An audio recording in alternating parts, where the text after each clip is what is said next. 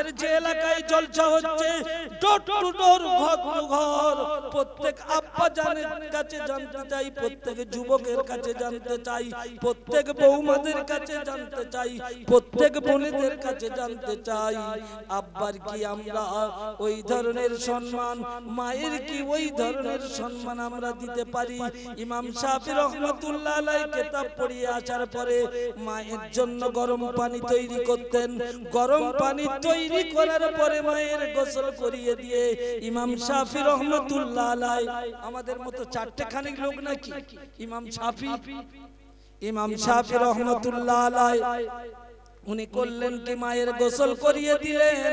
গোসল করে দেওয়ার পরে খাওয়া দাওয়া, গালে তুলে ভাত খাইয়ে দিলেন। ভাত খাওয়ার পরে পরে ইমাম শাফি রহমাতুল্লাহ আলাইহি এইবার মায়ের খাবার পরে গালে ভাত তুলে খাইয়ে দিলেন। দেওয়ার পরে পরে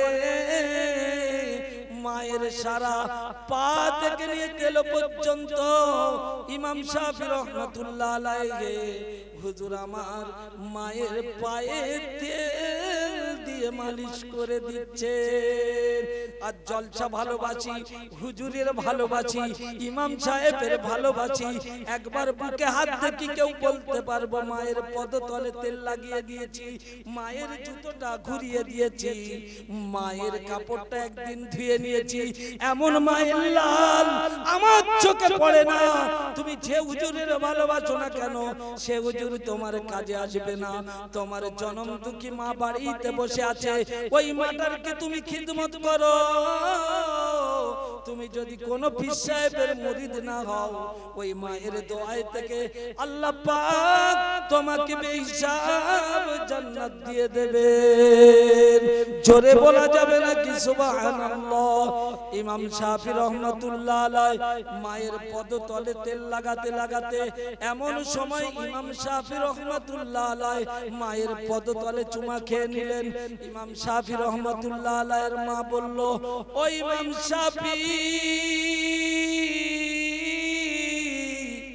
বাবা, তুমি এত বড় বড় কিতাব পড়াও, তুমি সারা দিন কোরআনে পাক 30টা করে তেলাওয়াত করো, তোমার এত বড় পবিত্র ঠোঁট খানা নিয়ে, তুমি এত বড় পবিত্র জবান নিয়ে আমার ইমাম শাফি তুমি এই আমার পদতলে তুমি চুমা খেও না।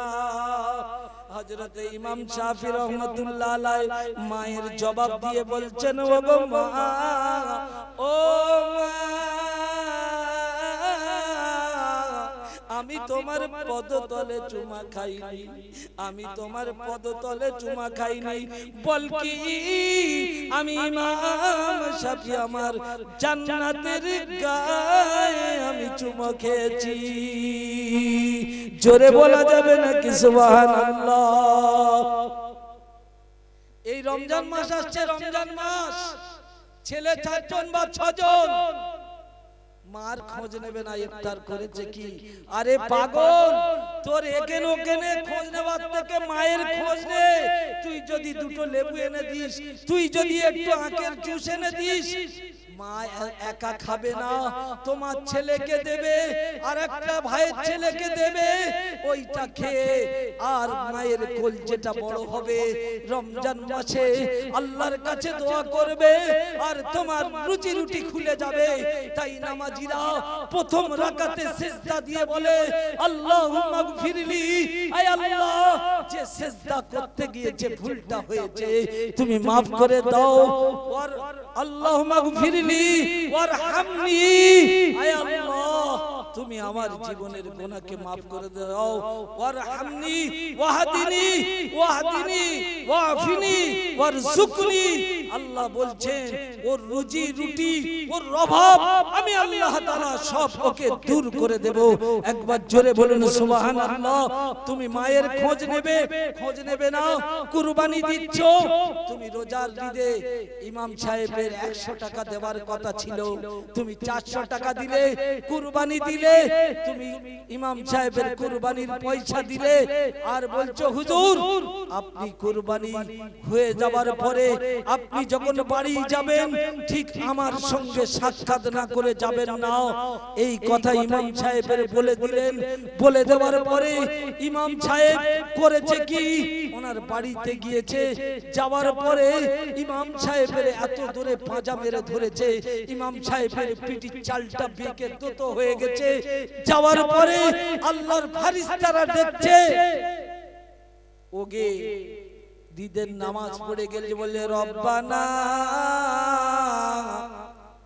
আর আল্লাহ বলছে কি মালটা ফাঁসকা তারে এসছে দেখ না। বলে রব্বানা, বলে গোটা রহমতের মাস গেছে, মার খোঁজ নেয় না। রব্বানা, যে মালটা প্রথম কাতারে এসে কাঁদছে মালটার দোয়া কবুল হবে না। ঠিক এইভাবে যখন বলতে থাকছে আর বলছে, তুমি তোমার যেই ইমাম সাহেবের সঙ্গে গলা মিলিয়ে এত জোরে ইমাম সাহেবের চিপে ধরেছে, পিঠির চালটা বেঁকে গেছে। আল্লাহর ফেরেশতারা বলছে, আরে পাগলা, তোর মতো পাগলা আছে নাকি?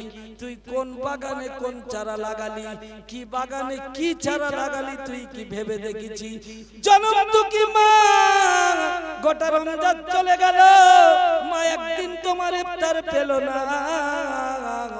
জনম দুঃখী কপাল পোড়া ছেলে তুমি, মা রমজান মাসে কি প্রয়োজন লাগবে তুমি কাছে গিয়ে একবার জিজ্ঞাসা করলে না? তুমি হুজুর ইমাম সাহেবের কামরায় এসে জিজ্ঞাসা করতে পারছো যে মায়ের গর্ভে 10 মাস 10 দিন তুমি ছিলে, মায়ের কাছে গিয়ে তুমি মায়ের দুটো কথা শুনতে পারলেন না? আরে দোপড়া খোঁজ নিয়েছে কারা, একটু শুনে যা, শুনে যা। কবরের কাছে গিয়ে যদি বলিস আমি ওনার ছেলে এসেছি, আল্লাহ আলকমার ঘটনা আপনাদেরকে বললে বুঝতে পারবেন।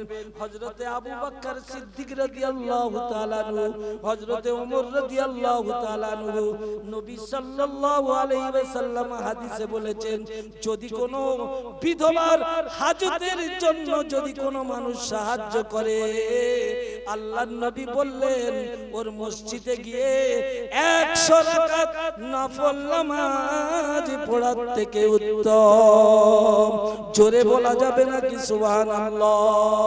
আজকের আবু বকরের মতো মানুষ নবীর কণ্ঠ থেকে যখন আওয়াজ শুনলেন, আবু বকর একজন বিধবার কাছে গিয়ে গভীর রাত্রে গিয়ে আবু বকর গিয়ে ওই বিধবার কাজগুলো সব সেরে আসতেন।